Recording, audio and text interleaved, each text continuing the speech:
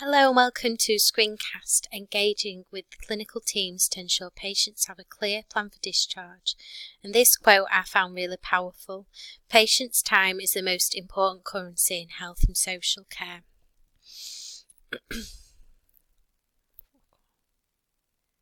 Hi, so I've been asked to present on engaging with clinical teams to ensure patients have a clear plan for discharge. And the subtitle to this, which I think is quite a powerful quote, take from the NHS Improvement Safer Bundles, is patients' time is the most important currency in health and social care.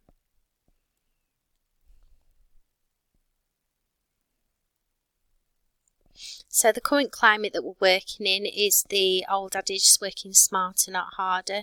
So we've obviously got to look at the way that we're working and trying to streamline things and become more proactive rather than reactive. So over the last 7 years, the NHS has experienced immense pressure because of budget cuts and reduced resources, and the potential implications of the UK's decision to leave the European Union has called for a reconsideration of service delivery through asset utilisation, thereby remedying resource issues by facilitating care. So I also want to mention some things around the NHS 5-year forward plan, and some of the things that I think will link to this service is things around multi-speciality community providers, primary and acute care systems, urgent and emergency care networks, and acute care collaboration.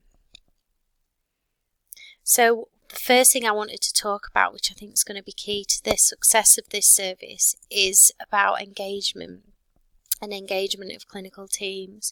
So first I wanted just to discuss what we mean by the term engagement. So research suggests that it agrees the concept of engagement is a psychological state associated with feelings of commitment and loyalty to one's organisation involvements in your work. So if you've got a sense of commitment and loyalty, you're far more likely to engage in something, and the way that you get that commitment and the loyalty is by collaborating and involving and empowering people. So highly engaged employees are more likely to deliver high quality care, and that was taken from the King's Fund.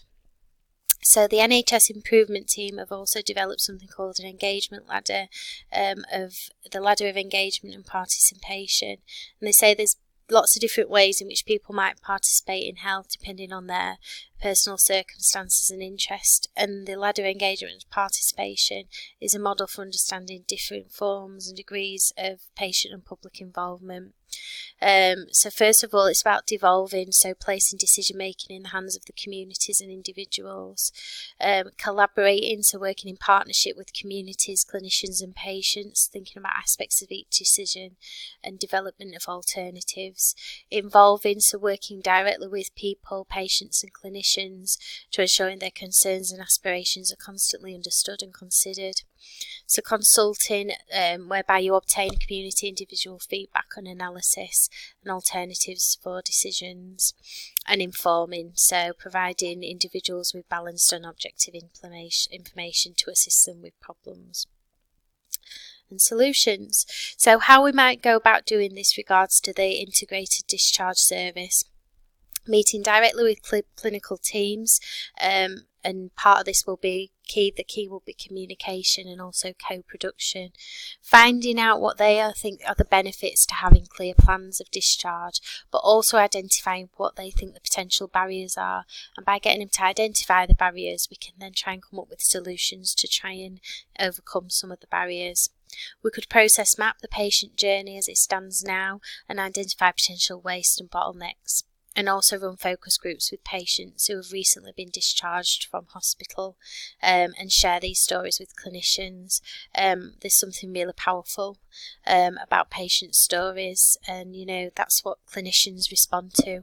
They don't really respond to things around budgets and statistics. They actually respond to something that they can empathise with, and that usually is a patient's story. So initiatives to support early discharge planning. There's a Home First Discharge to Assess initiative by the local government association, and what they say within this is there needs to be investment within the first 24, 48 and 72 hours, and there needs to be a system-wide principles between partners, and this is really important, is having a single narrative across the system about getting people home as a default position.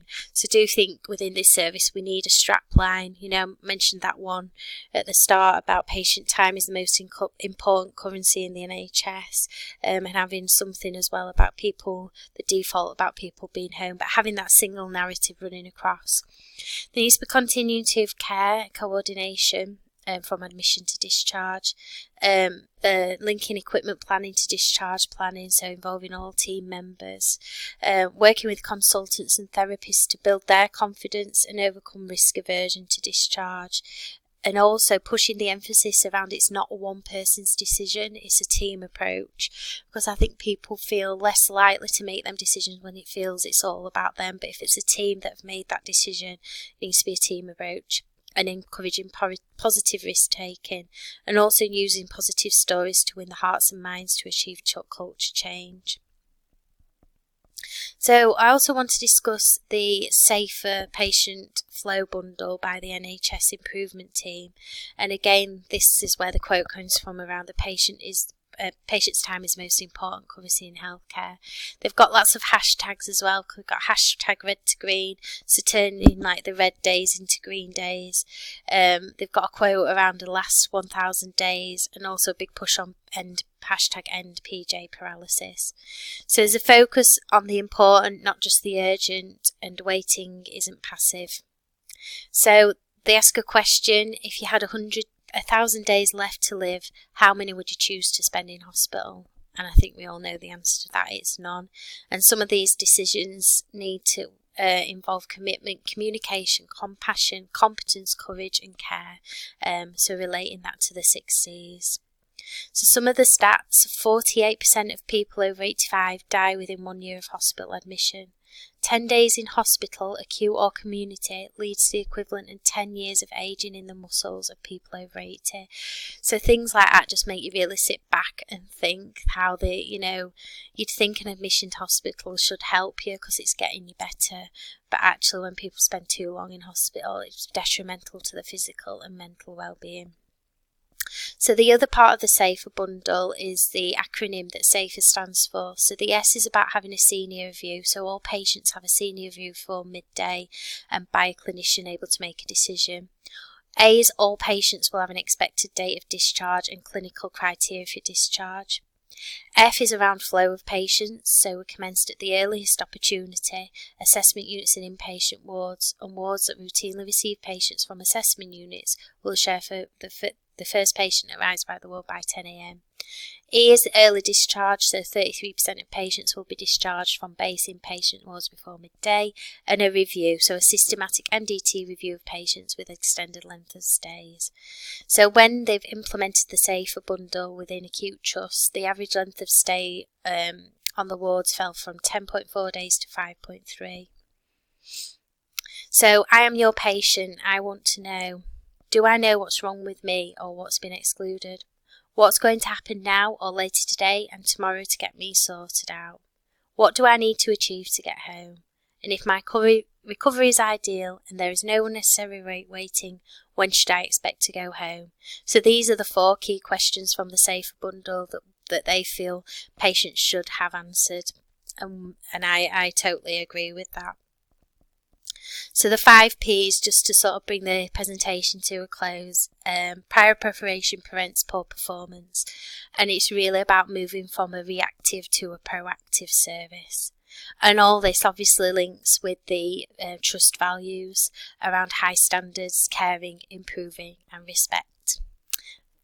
And here's my reference list. Thank you very much for your time.